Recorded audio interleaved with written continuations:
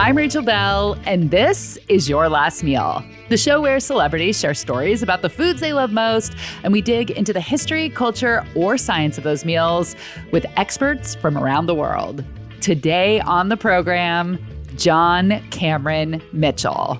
Guys, this is a big one for me. John is an award-winning director, writer, actor, and singer, and the creator and star of Hedwig and the Angry Inch. Hedwig is one of my top 5 favorite films of all time, but it's so much more than a movie. It's this strange, beautiful, smart, funny, poignant piece of art with a cult following.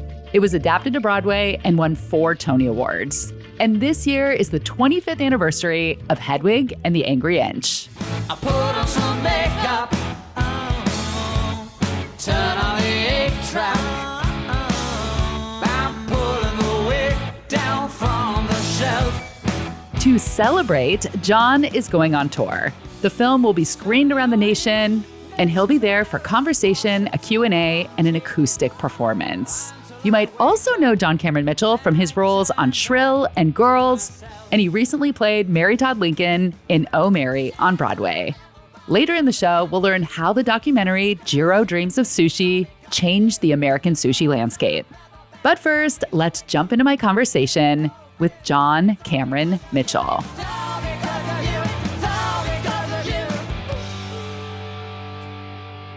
Hi. How are you? I'm so happy to be chatting with you. I'm sure, like everybody else says, I'm your biggest fan. It's me. You're finally meeting her.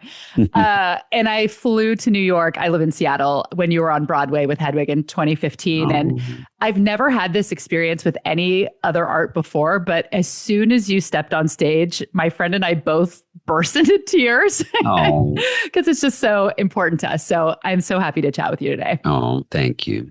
You have this long, impressive resume, but since this is a food podcast, I have to ask about this commercial that you voiced for a Betty Crocker product that came out in the mid-90s, Yes. Dunkaroos. Yes. Tell me about this job and your role. It was just another gig. You know, I was doing voiceovers for commercials for DHL and various things. M&M, I was the voice of an M&M, you know, and then I was the voice of Sydney the kangaroo, who was presenting these cookies, Dunkaroos, that you dunk in the frosting, interactive cookie, which has just been rebooted. But I'd scream out, "How do you do your Dunkaroos?" You know, and Dunkaroos is the cookie you dunk for as much frosting as you want. So how do you do your Dunkaroos? it was a bad accent, but you know, it paid for my rent for a couple of years. Did you get paid in Dunkaroos also, besides money? No, I didn't. I don't know if I ever had one. I think that's kind of from my generation, but I've never been a frosting person. Yeah. For some reason, when I mention that, people are more thrilled than when I mention Hedwig sometimes. Make sure and stick around for the third act of the show. John will talk about where the Hedwig character came from and what parts of the story come from his own life. But first, let's get to know him better. You were an army brat. You lived around the US. You lived in Berlin. Your mom's from Scotland. How does that all factor into what you were eating growing up? Well, to be honest, I was quite a nervous child. I mean, I was traveling the globe, and that didn't scare me as much as kind of kid culture did scare me. And a lot of, you know, queer kids feel that, you know, you can't be yourself. So you're always wondering how you move, and are they going to know that you're gay? And, you know, sports is a trial because you're self-conscious. You can't just relax. So food was my point of tension and, you know, digestion. And so I just couldn't eat a lot of stuff. And my mom was a terrible cook who did grow up in Scotland, not known for his cuisine. Not only a terrible cook, but hated it. So there was 3 strikes, I'm out. Every vegetable was brutally boiled or fatally fried. It was just the same crap, you know, mince and tatties, which meant ground beef, somewhat marinated, and potatoes in some way. So it was the Scottish, Irish, Celtic food, not known for its delicacy, flavor, or complexity. And vegetables, of course, were flavorless. So I didn't like vegetables. I could only eat bread, and at boarding school in Scotland, I wouldn't eat the food, couldn't eat the food, got sick, would hide food, take it out of my mouth. Sometimes I wasn't like throwing it up necessarily, but I felt like that, and there were certain foods, especially onions and things, vegetables that didn't really agree with me, and the breads and the meats were manageable, the fish. So it was my point of protest was at the dining table. And boarding school made it worse because the food was even worse. Though desserts and puddings, as they call it, candies, sweeties in Britain were a lot better than the regular food. Britain was very into puddings and sweeties, and I did like a gooseberry crumble with a custard on top. The British custard is much less sweet, and it's a special kind of powder that's more liquid than gelid. And I did like that. And I liked tart berries, which were very big in Scotland, like gooseberries and blackberries and brambles and raspberries. And they had very good strawberries. In fact, in this boarding school, I was 10 when I was sent there. It was quite a cruel place. And the priests in charge would kind of farm us out as farmhands. And we would harvest these strawberries in the neighborhood, these boys at the boarding school. And, in return for a couple of punnets of strawberries, we were not even paid. That's hard work being down there on the ground. Yes, that's really hard because you're crouched. So food was at best a challenging thing for me. And it might have taken me coming out to enjoy food. Even in college, I was like simple as possible, straight guy. I'll eat the same thing every day. And sometimes I can still do that. But it was really more when I moved to New York in 85. And suddenly the cuisines of the world opened up in New York. And I want to try this and that. And I started to get really into things with strong flavors. I no longer wanted anything bland at all. So I would lean towards cultures that maybe were closer to the equator, which had more flavors, different flavors, more spice, more tartness, more sour, more salt, more everything, more umami. Then I discovered more Asian stuff. But when you finally taste the real Thai and the different kinds of Chinese, Japanese, Korean, Vietnamese, Malaysian, Burmese, Indonesian, and my favorite, which is Laotian.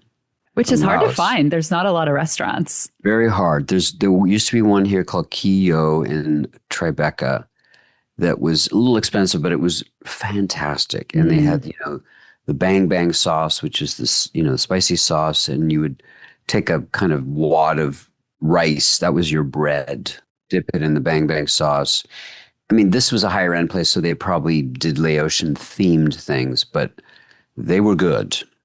Do you think that connection that you made between coming out and finally being able to eat freely had to do with your stomach not being in knots anymore and the anxiety being gone? I think those are very connected. And when we're closeted in some way, people can be closeted in many ways, right? Not just sexuality or gender or something. And once you open up something as important as your sexuality or who you love, other things open up. Other fears settle down. Physical things settle as well. We all have different physical ways of expressing tension. For some, it's, tension in the neck, headaches. For others, it's digestion. Yeah. These are all connected to our well-being mentally, as well as some physical things.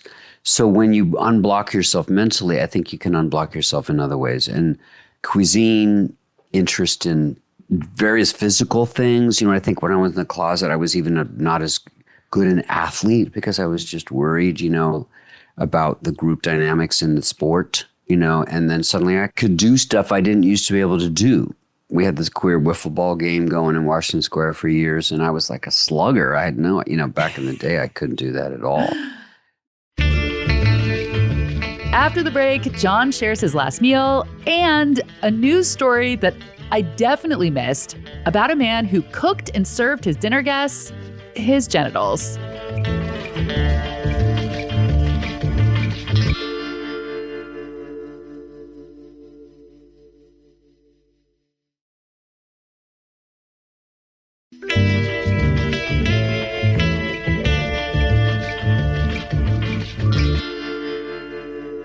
What would you choose to eat for your last meal?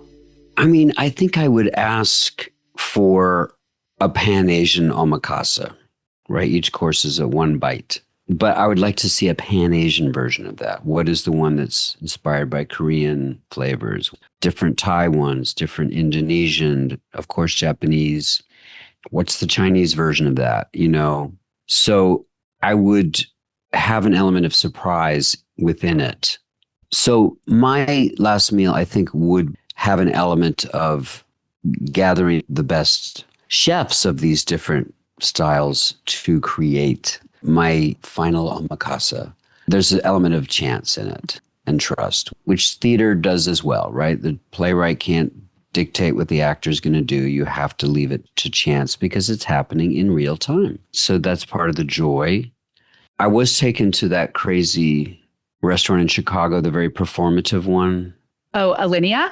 Yes. I was taken there by a rich friend, and that's who has to take you. Yeah. It was very entertaining. You know, they did have elements that you would think of as omakase, but it's an American Midwestern, you know, so it has to burst into flame and it has to, you know, have a marching band involved, which felt like a bit much. This is an edible balloon, you know, it's like, that's a lot of work getting it all over my face, but the circus element. Yes. But the actual simplicity of what they were doing sometimes and making a small amuse-bouche or whatever it is a beautiful thing. And then you can try a lot of things and not fill up on one, right? Yes. Okay, I'm popping in to tell you that John is about to tell the genital eating story. We don't get graphic, but if that's a topic you'd rather not hear about, just skip ahead a couple of minutes. You prude. Maybe you've done an episode about that one Japanese guy who served his own penis. I've never heard of this. This is right in my wheelhouse. Tell me more. Look it up. Look it up. He was an artist, and this was an art project. No. And his financiers partook of a small meal. Oh, unfortunate. Really more of an amuse-bouche. This is gentlemen, you know, it wasn't a big heavy meal. And they were like, you know, afterwards reviews weren't great, you know, robbery, you know. Yeah. But he castrated himself for the meal. That was part of the insane. And he didn't do it himself, did he? I don't think so. Okay. That would be he hard. Went under, but I think he served it. I think he cooked it and served it. Very small portions. How did he choose who was going to eat this? Because this is for one person. Was paid the most. No, it was more than one person. That's why it was ridiculous. They split this tiny little thing. Wow. Well, you know, you got to make the money. That's right. Cut your penis off. You might as well monetize. I hope there was at least an angry inch left.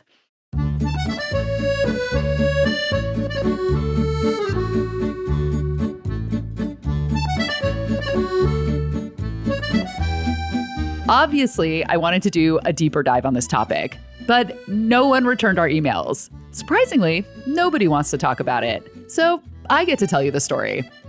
It was 2012, and Mao Sugiyama, a 22-year-old asexual Japanese artist, decided to have a surgery to remove all parts of his genitalia.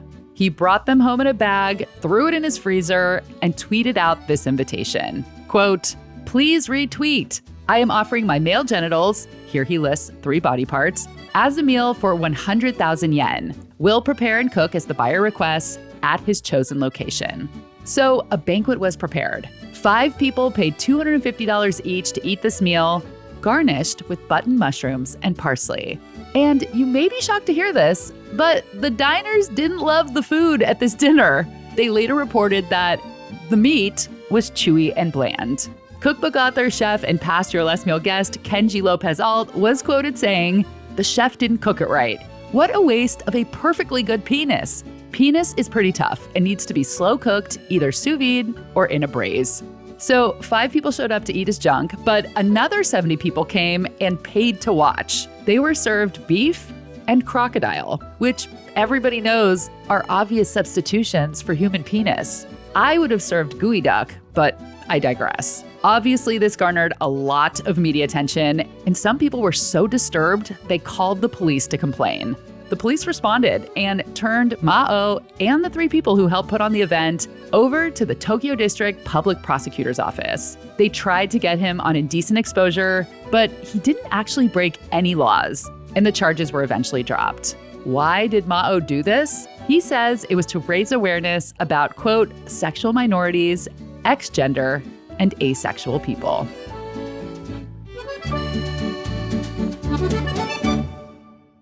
I have to ask you a question that I thought I would never ask anyone, and you don't have to answer this. And I will preface it by saying I've had Dan Savage on the show, and his last meal was Terry's ass, which is his husband. After giving me this information about this artistic penis, if you had to eat an artistic penis, whose would you choose? God, I mean, it depends on how hungry I was. That's true. You know, there's certain people who are known to be well endowed and perhaps more reasonable sized meal, like Errol Flynn, John Holmes. It's like, I don't know. John Holmes. I haven't heard that name in so long. Yeah. I think, again, it's like, it's not the size of the boat, it's the motion of the ocean. It's That's not right. the size of the penis, but it's how it's prepared. That's right. It's beautiful. I almost just cried. Yeah. It's probably closer to an octopus, right? You have to do something with it. I bet it is similar where you either have to cook it really quickly or you have to stew it for hours. There's nothing in the middle. Right. For his last meal, John Cameron Mitchell wants an omakase meal featuring delicious small bites from around Asia. Omakase translates to I leave it up to you in Japanese. The chef decides the menu. You don't know what it will be in advance. And usually you're sitting at a sushi bar, handed one piece at a time. Trusting a chef to choose your meal goes back centuries in Japan, to the Edo period. Back then, sushi was street food, and customers would ask the sushi maker to give them whatever the best quality seasonal fish was available that day. But the formal concept of a sit-down omakase really took off in Japan in the 90s. And according to an Eater article by food writer Jaya Saxena, Americans got real into omakase after a popular documentary was released on Netflix. The documentary Jiro Dreams of Sushi comes out in 2011, hits Netflix in 2012. And according to your article, this really changed the face of sushi in our country and also introducing the idea of omakase. Yeah, absolutely. So there had been omakase experiences in America before this movie came out. But I think that this documentary, which showcases this one omakase chef at his restaurant that's hidden in a subway station in Tokyo, and this really sort of rarefied experience that focuses on the craft and the artistry of making sushi and sort of the lifetime of expertise that was required from this chef, really introduce people mostly to how one would approach this experience. And then also the documentary just, it made it look so beautiful and really tapped into the history of the style of service. It just made people want to experience it. And so then after that, you really do see this boom in omakase restaurants opening up in the US. What do you think the appeal is to Americans? One part that's always appealing is this idea of exclusivity. These are expensive meals. They tend to be expensive ingredients. This is intense labor. The same exclusivity that you would get out of a tasting menu. Here is a new version of that. But I also think that specific service style, it is so intimate, that idea that you are somehow having a relationship with the chef and this direct interaction. In the past, let's say 20 or so years, there has been this shift in viewing chefs as these celebrities, chefs as people you want to know and interact with. And then, of course, people love, I think, collecting expertise. So I think anyone who gets into it, of course, maybe loves to brag about all that knowledge. Oh, yes. I went to a fantastic omakase at Sushi by Scratch. It's an omakase-only restaurant with 14 locations across the U.S. And the guy seated next to me bragged about his sushi knowledge and name-dropped techniques and restaurants to the chef as often as he could get his attention. The same way that a music fan wants to talk pedals and amps and guitars with a band after the show. I call that person Gear Guy. And apparently Gear Guy also exists in the sushi world. I think you have to be adventurous as well because you have to give up control. You don't get to choose what you're going to eat and you're going to get what you're going to get. Yeah, absolutely.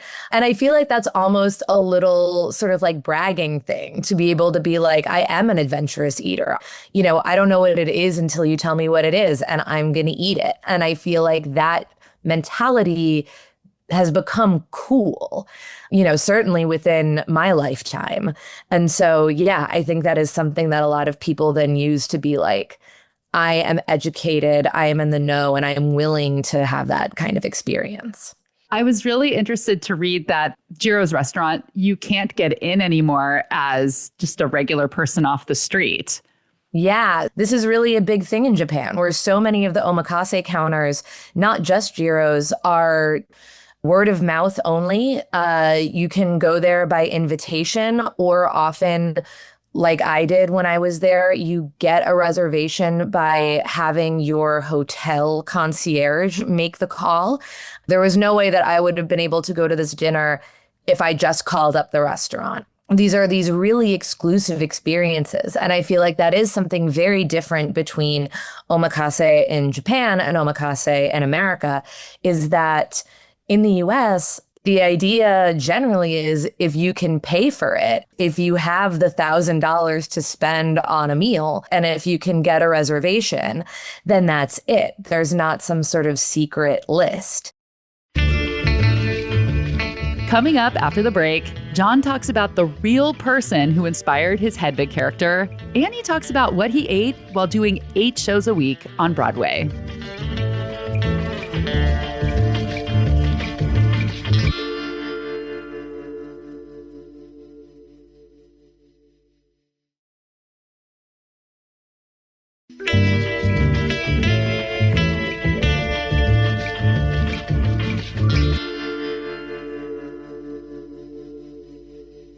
Okay, it's finally time to talk a little bit more about Hedwig and the Angry Inch.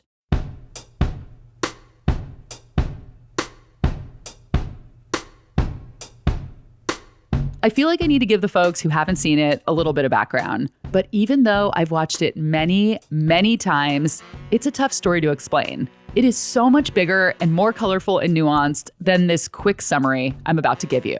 But here it is. Gay East German boy meets American GI. Gay East German boy has to get a sex change operation in order to move to America with him. But the operation gets botched and Hedwig ends up alone in Kansas with an angry inch. She forms a punk rock band. Oh, did I mention Hedwig is a musical? The only musical that I like. Hedwig mentors a young musician who steals all of her songs and becomes a huge star, while Hedwig is left playing shows at all-you-can-eat buffets. It's a story about love and loss and longing, deep injustice and rock and roll rage, and finding your own power somewhere in the rubble. And the soundtrack is incredible.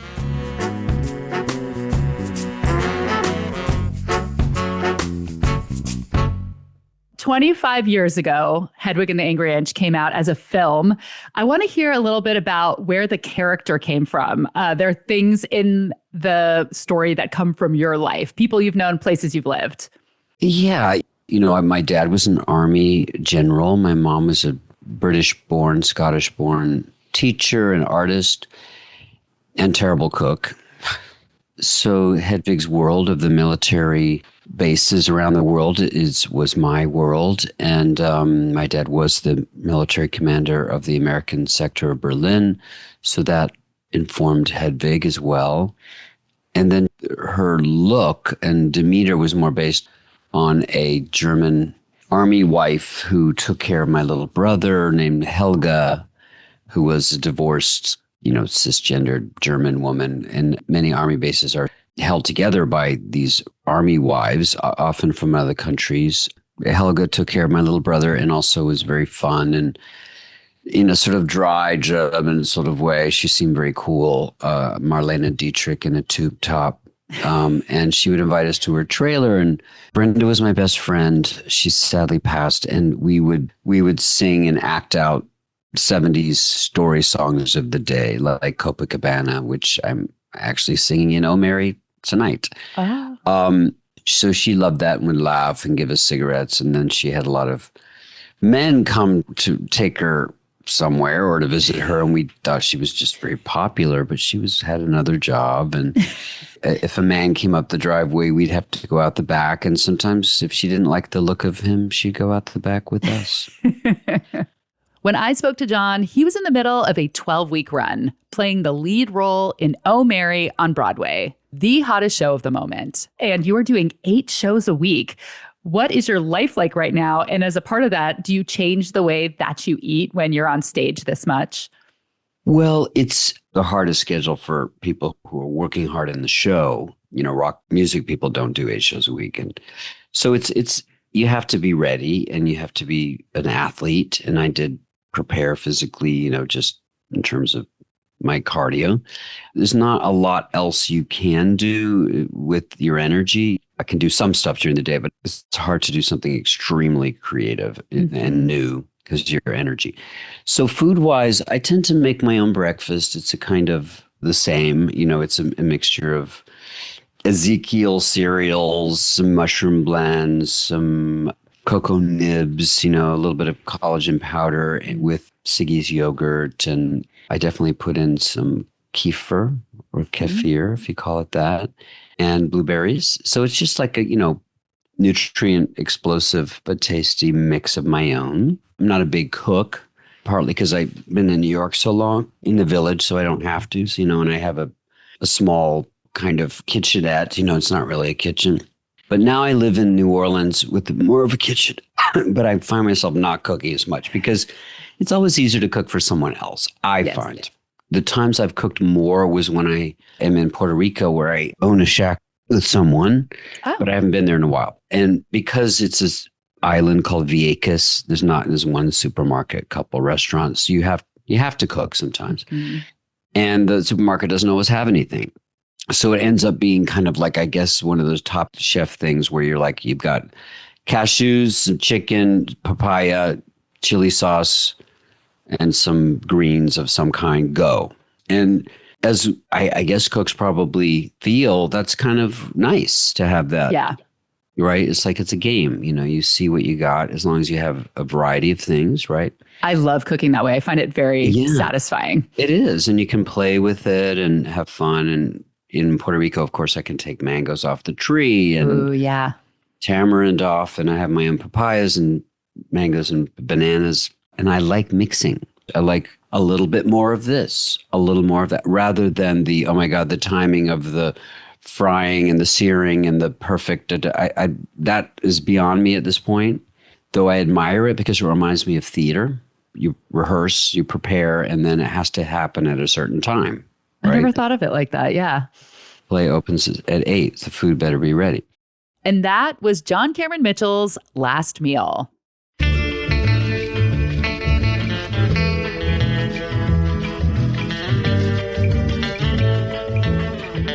Get tickets to see John Cameron Mitchell and watch the Hedwig and the Angry Inch film on the big screen. Go to hedwig25.com to get tickets. They are selling out fast. Thanks to Jaya Saxena, food writer and owner of Ravenous, a worker-owned food media platform. Your Last Meal is a product of Seattle's Cascade PBS. Go to cascadepbs.org to become a member, and for as little as $7 a month, you'll get on-demand access to all PBS programming. Make sure you check out my food and drink storytelling show, The Nosh.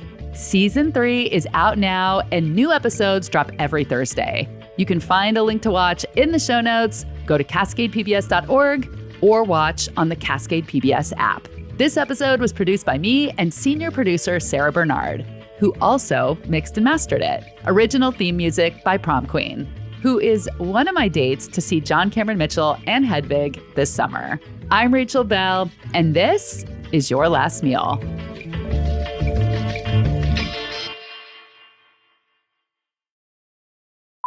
when this opportunity came up, the first thing I thought of was, what the hell's the guy's name? Do you remember the French prime minister whose last meal was one of those songbirds? No. Oh my God. He was the socialist of the 70s. President, last meal, songbird. Ortolan is in French. His name, Francois. Mitterrand. Interestingly, he did it on New Year's Eve 95 when he was about to die. The meal was seen as a final hedonistic act of a dying leader, highlighting a, quote, barbaric yet exquisite French culinary. The prized, now illegal French dish is prepared by blinding a songbird and drowning it in brandy. The bird is eaten in one bite, beak first, to get, the crunchy bone and everything. Oh, God. So his last meal had 2 ortolans, along with foie gras and oysters. I'm reading it says, eaten whole while covering the head with a napkin to hide the act from God. Yes. Isn't that crazy? You have to hide it because it's so horrible. I didn't know that God couldn't see through napkins. If there is a God, that's the first thing that came to mind when you were talking about your last meal.